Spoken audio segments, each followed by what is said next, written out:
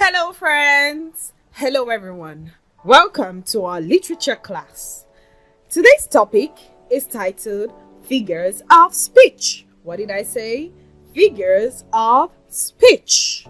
Now in literature, we've been hearing the word figures of speech. Now find the figures of speech in this poem. Find the figures of speech in this book. But first of all, what is a figure of speech? Behavioral objectives.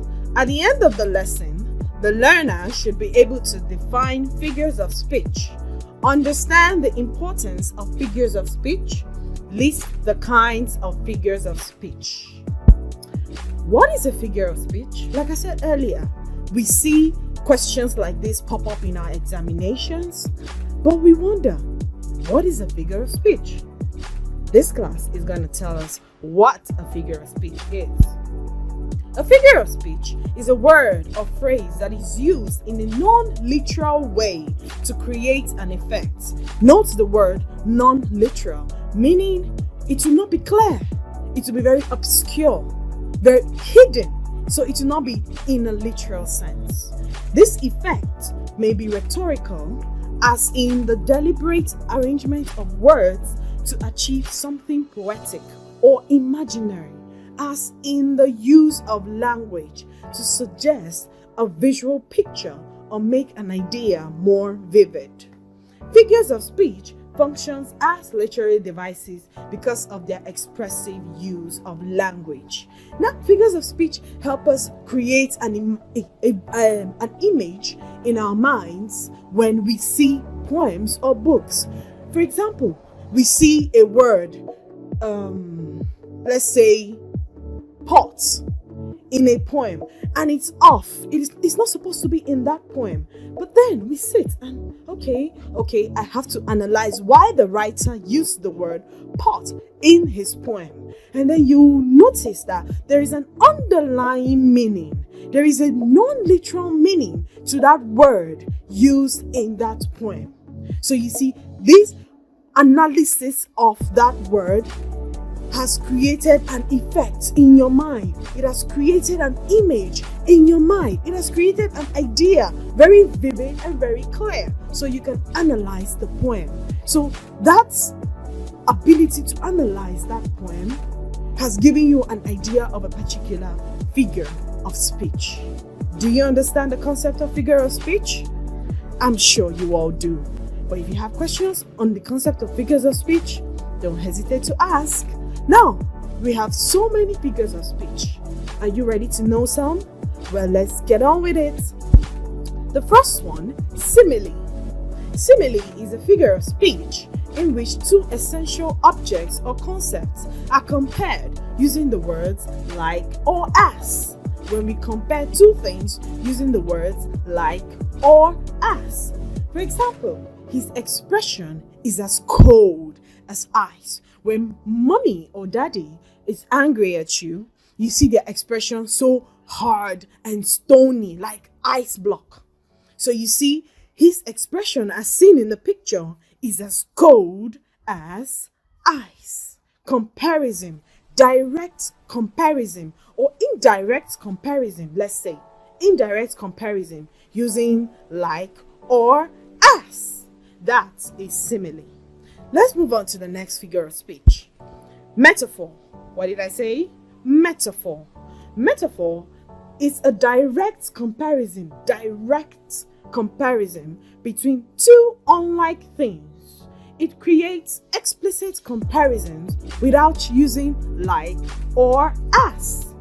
We don't use like or as when we are analyzing metaphoric expressions. For example, laughter is the best medicine. Laughter is the best medicine. Time is money. Time is money. The man is a lion. The man is not necessarily a lion. He is courageous. He is brave. We have taken the attributes, the qualities of a lion, and we have given it to the man. That is direct comparison. Sarah is an angel. Angels are holy, angels are pure, angels are humble, Angels are good. So we are saying that Sarah has all these qualities. So we are directly comparing her to an angel. So when we have direct comparisons between two unlike things, we say that that word or phrase is a metaphor. Let's look at other figures of speech. Personification. This is attributing human qualities to ideas or things.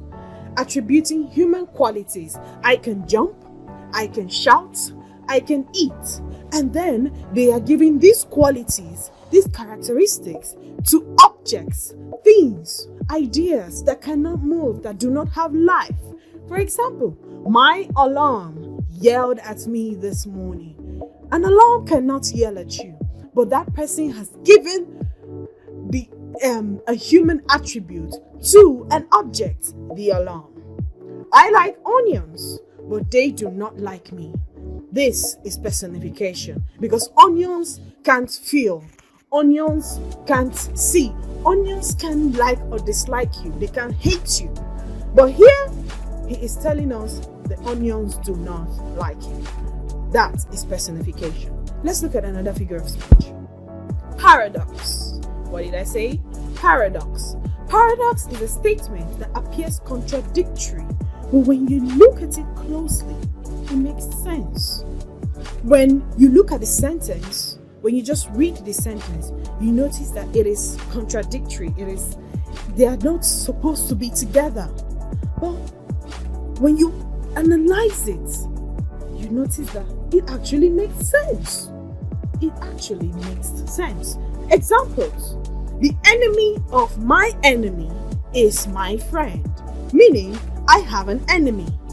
And there is an enemy of my own enemy. So which means I will make the enemy of my enemy my friend. I am A. A has an enemy. And B. B's enemy is A. So I will make friends with A's enemy so that I can get back at A. That is the meaning of the statement. So when you look at it, it makes no sense. But when you analyze it, you discover that it actually makes sense. The pen is mightier than the sword. The pen is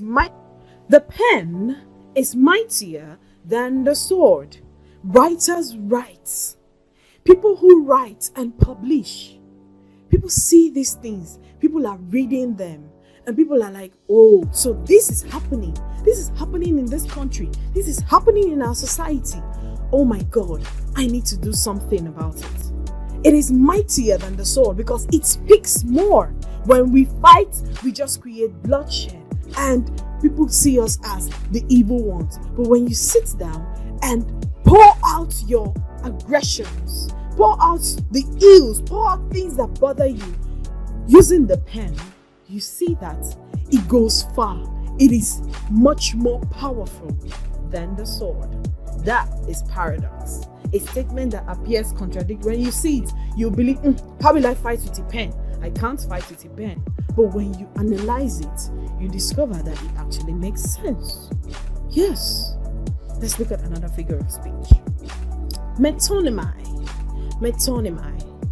A figure of speech in which one idea or object takes the place of another with which it has a close association. A figure of speech in which one idea or object takes the place of another with which it has a close association.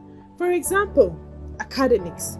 When someone just comes, I love my academics. It can represent school, college, university, classes, or even studying. Academics, but it's a head word for schools, colleges, anything that has to do with studying. I need to decide if I will go Greek in college next year. Now, Greek is a metonymy in this sentence for a sorority or a fraternity membership. When we watch movies, high school movies, we see Delta Kappa, Delta Pi Nu. These are sororities and fraternities, Greek sororities and fraternities in high school and college. Now, When the person said, I need to decide if I will go Greek, he's deciding whether he will join a fraternity or a sorority when he gets to college next year. That is metonymy, a figure of speech in which one idea takes the place of another with which it has a close association with. It's connected to it closely. That is metonymy. Let's look at another figure of speech. Apostrophe. Apostrophe. It is a poetic phrase or speech made by a character that is addressed to a subject that is not literally present in the literary work. It means a phrase or a speech that is said to somebody that is not present. I'm saying something, and when I read it, I feel somebody should be there, but in real sense, there is nobody there. For example, love. Who needs you? When I say this or when I ask this question, anybody that passes me will be like, is there someone there? No. Is there a girl named Love there? No. But I'm talking. Love, who needs you? I am just addressing it to a subject. I'm addressing it. I am talking. Twinkle, twinkle, little star, how I wonder what you are. I sing this song sometimes, but I'm not looking at the star. I am singing a song to nursery children or little children. We sing along, but there is no star there. You see, it is addressed to a subject that is not literally present in the literary work. That is apostrophe. Hyperbole. Hyperbole. Hyperbole is a figure of speech that creates humor, laughter, using deliberate exaggeration. I will exaggerate the thing. I will blow it out of proportion so that everyone can laugh. That's the fun of jokes. Examples. I am so hungry I could eat a horse. I can't be so hungry that I will go and pick a horse and slaughter it and start eating. But when I read it, I have to laugh because it creates humor. This suitcase weighs a ton. Do you know what a ton means? A ton is like it's very heavy. It's the measurement for something extremely heavy. So when my suitcase is so heavy for me, I'll be like, oh, this suitcase weighs a ton. Oh, now when anybody hears it, they'll be like, yeah, I know. So you see, exaggeration, that is hyperbole. That is hyperbole. Synecdoche. Synecdoche. Synecdoche. It is when a part of something is used to signify the whole. Instead of me to say the whole thing or write the whole thing, I will just pick a part of it to represent it. For example, Aso Rock. When anybody hears Aso Rock, look at Aso Rock. Everybody just imagine President of Nigeria. President of Nigeria. Behind bars. He is behind bars. Meaning he is in jail. He is in jail. Oh my God, he is in shackles. Meaning in chains. So this is when a part of something is used to signify the whole of it. Or the whole of something is used to represent a part of it. That is synecdoche. Yes. So now we have come to the end of our beautiful class on figures of speech. There are so many figures of speech. There are a lot of them. But for the purpose of this class, we will have just these ones. We have simile, metaphor, metonymy, paradox, personification, hyperbole, and synecdoche.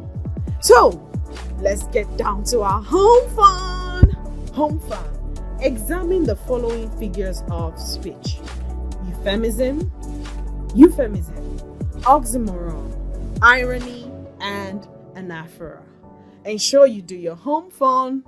If you have any questions or if you're having difficulties, ensure you research or you reach out to your teacher. So, we've come to the end of our class and we will see each other some other time. Bye. See you next class.